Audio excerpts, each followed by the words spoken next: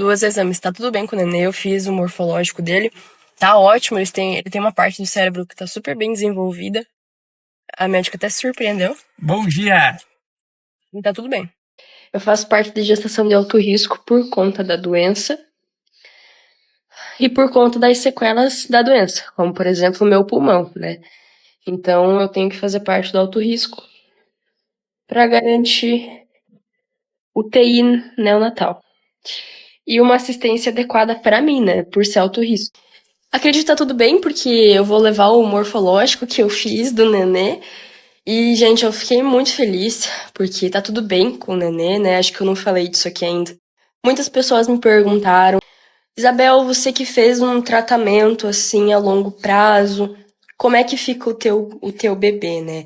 Ou como que fica agora com os seus tratamentos, enfim. É assim, gente. Quando você faz um tratamento, uma hora ou outra a medicação tem que sair do seu organismo. Claro que é assim, uma vez paciente oncológico, eu diria sempre paciente oncológico, porque inclusive foi o que me falaram quando eu estava no tratamento, né? E assim, gente, todo um tratamento, uma hora o seu corpo vai, assim, liberar ali tudo o que aconteceu, entendeu? Através da urina, né? Os seus rins vão filtrar o sangue, enfim, vão fazer todo esse trabalho, essa função. Apesar de eu ter feito um tratamento bem recente, que foi, no caso, em janeiro, foi meu último tratamento com imunoterapia para a doença em si, né? Mas daí teve aquela história que me desenvolveu ainda mais a neuropatia, eu comecei a ter dores, assim, sabe? Uma hora a medicação tem que sair do meu corpo, né? Então, assim, as únicas coisas contraindicadas para quem fez aquela medicação é a seguinte: quando uma pessoa faz a medicação que eu fiz, que foi, eu postei foto dela aqui, então eu vou falar o nome. Eu fiz o pembrolizumab, que é o Keytruda, também é conhecido assim, acho que é a marca do laboratório. Ah, não sei. Mas enfim, tem esses dois nomes que o pessoal chama essa medicação. Ela é uma imunoterapia. E, por exemplo, se eu tivesse feito ela agora, entendeu? Ah, fiz ela hoje. Então, gente, o que é isso? Beleza aí. Então eu teria que esperar 4 meses a partir de hoje para poder amamentar, por exemplo, entendeu? Essa é a contraindicação. Mas já faz o quê? Foi em janeiro, né? Já faz uns bons meses, mais de 6 meses. Então, assim, não tem nenhuma contraindicação no momento em relação a essa medicação e ainda porque faltam bons meses pro neném nascer. Então, assim, medicações que eu já usei não vão afetar o bebê, porque eu já usei e o meu corpo já tá livre, assim, a medicação não fica correndo no teu corpo para sempre. Em relação a tratamentos que eu fazia, que era com os opioides, morfina, adesivo, enfim, um tempo antes de eu engravidar, eu já tinha comentado com vocês que eu já tinha largado, assim, a morfina e tava só com o canabidiol, porque eu consegui me manter só com o canabidiol e estabilizou minhas crises de dor. Então, assim, não precisei mais tomar, né? Eu falei isso num story ainda, falando do CBD, enfim. E desde então eu tinha parado com a morfina.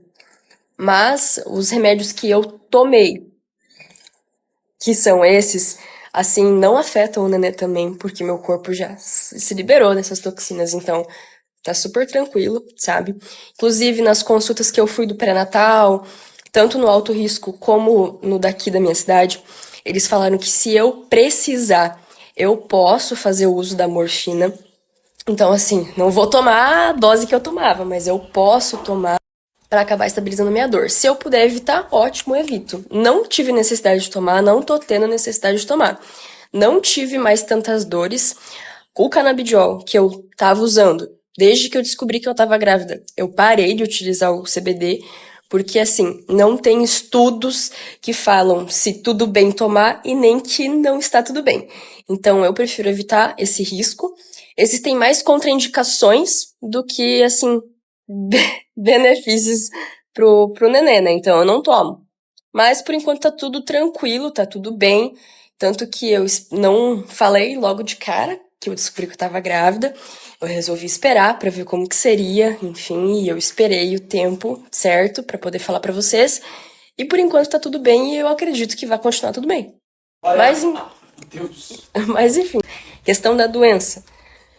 Linfoma não é hereditário. Então, assim, o câncer que eu tenho, apesar de ser um câncer de sangue, que afeta o sistema imunológico, o sistema linfático do seu organismo, ele não vai passar pro bebê. Não tem como passar pro bebê, sabe? Assim como outros cânceres também. Existem alguns cânceres que são hereditários, existem. Mas, assim, não tem como passar pro nenê, entendeu? Se eu tivesse um câncer de mama e eu tivesse grávida, o nenê não ia nascer com câncer, entendeu? Então, não tem como, assim. É o meu corpo que tá doente, entendeu? O meu filho é outro, entendeu? Então, assim, são algumas coisas diferentes, explicando de um modo mais didático. Os nódulos no meu seio. Eu acreditava que era benigno o nódulozinho, justamente pela minha fase hormonal, enfim, eu falei com os médicos que me acompanham também, e eles também falaram isso. Mas ele me passou uma ultrassom pra me fazer, pra me investigar, caso queira, por via das dúvidas. Eu não fiz ainda, porque eu não tô preocupada, porque, assim, eu sei quando tem alguma coisa errada acontecendo com o meu corpo, sabe? E assim, gente, eu não fico preocupada quando aparece alguma coisa assim do nada no meu corpo. Não fico. Porque eu acho que depois de tanto tempo em tratamento e tendo. E a doença resistindo, e enfim, vendo tudo isso, parece que eu sei quando, tipo, é alguma coisa relacionada à doença, sabe? Parece que o meu corpo sabe. Que nem assim. Eu sei diferenciar muito quando eu tenho um nódulo aqui no pescoço que é bem pequenininho, mas tá ali quieto, tá parado e que continue parado, que eu já falei aqui dele pra vocês. E geralmente quando eu fico nervosa, tipo, muito nervosa mesmo, ou muito chateado com alguma coisa, enfim, ele parece que ele é reacional, porque ele cresce, parece que eu sinto mais ele, sabe? Parece que os meus linfonodos ali, tipo, incham muito, muito, muito. Mas só os linfonodos de onde eu tenho ou tive, entendeu?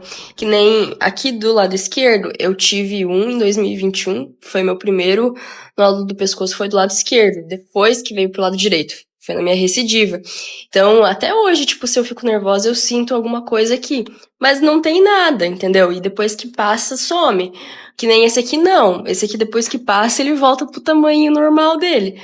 Mas, assim, então eu sei diferenciar isso e de quando é realmente da doença, sabe? Tipo, assim, a doença avançando, a doença se proliferando, enfim. Isso pelo menos eu consigo identificar. Então eu não fico preocupada, tanto que eu nem fiz a ultrassom, né? Porque eu sei, eu conheço o meu corpo, sabe? Então eu presto atenção, eu tomo cuidado, claro, fico monitorando, mas assim, eu vou fazer por via das dúvidas pra depois falar, nossa, né, ela não fez. Mas, gente, não tô preocupada, porque não tô preocupada, eu sei diferenciar um pouco. E, enfim, isso me deixa mais tranquila. Acho que se eu não conhecesse o meu corpo, ou se eu nunca tivesse passado pelo que eu passei, eu acho que eu ficaria bem apavorada.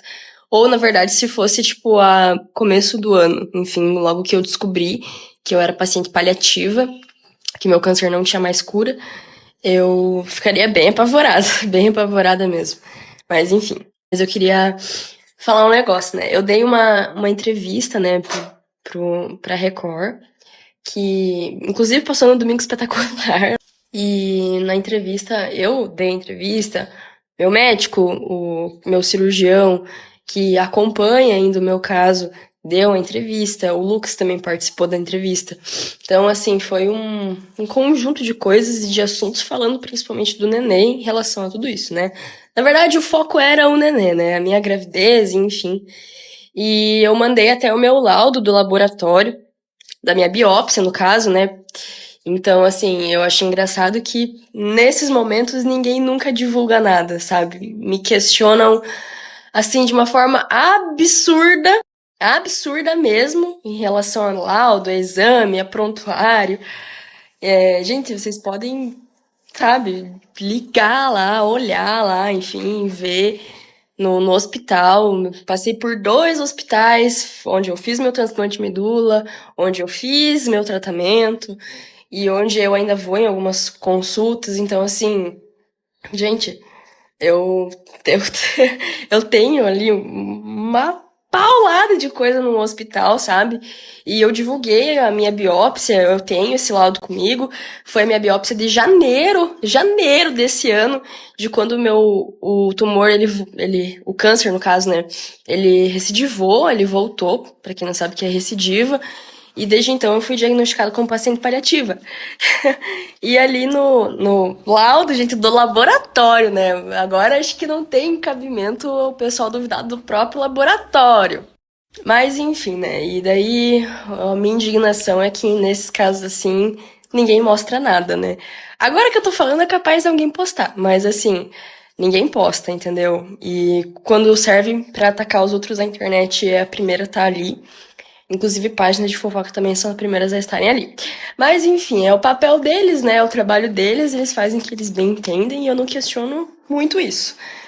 Ao mesmo tempo que questiono, assim, do porquê que a internet se tornou uma coisa onde eles degrinem muito a imagem da pessoa, eles causam uma segunda impressão muito, assim, visível de uma pessoa, mas quando a pessoa toma ali né, fala as coisas, mostra o que é, o que não é, eles não divulgam, sabe? Eles não postam, eles ficam quietos, porque isso, assim, eu não julgo de certa maneira, porque é o trabalho deles, mas enfim, né?